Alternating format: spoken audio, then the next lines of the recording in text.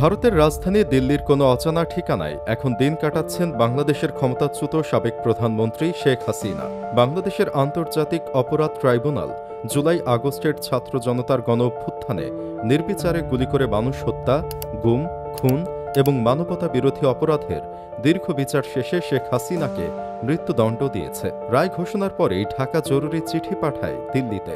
মূল বার্তা একটাই, প্রত্যর্পণ চুক্তির আওতায় যেন ভারত শেখ হাসিনা ও সাবেক স্বরাষ্ট্রমন্ত্রী আসাদুজ্জামান খান কামালকে দ্রুত বাংলাদেশের হাতে তুলে দেয়।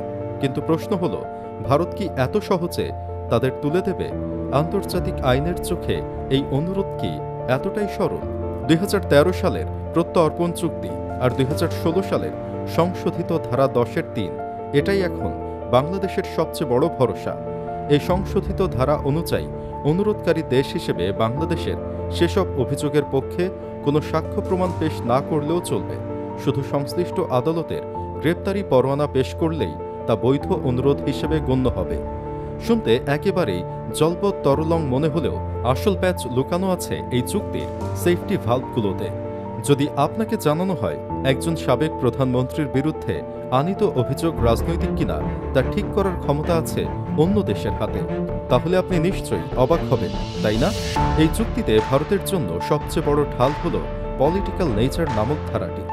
যদি তারা মনে করে যে অভিযোগ রাজনৈতিক, তারা প্রত্যর্পণের অনুরোধ নাকচ করতে পারবে। যদিও হত্যা, গণহত্যা, গুম এসবকে রাজনৈতিক বলে বাদ দেওয়া যাবে না, কিন্তু শেখ হাসিনার বিরুদ্ধে অভিযোগের প্রেক্ষাপট রাজনৈতিক পট পরিবর্তন ও ক্ষমতা দখলের সঙ্গে ওতপ্রোতভাবে জড়িত। তাই এর ব্যাখ্যা নিয়ে আন্তর্জাতিক মহলে বিতর্ক সৃষ্টি হতে পারে।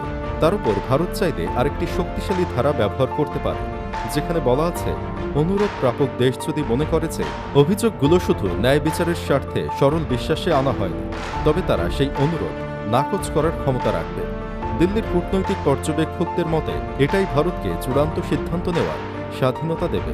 বিশ্লেষকদের মতে ভারত সরাসরি বাংলাদেশের আদালতকে দোষারোপ না করেও বলতে পারে অন্য দেশে অনুপস্থিত একজন ক্ষমতাচ্যুত প্রধানমন্ত্রীর বিরুদ্ধে দেওয়া এই রায় যথাযথ বিচার হয়নি, আর সেই কারণ দেখিয়ে হাসিনাকে নাও ফেরত পাঠাতে পারে।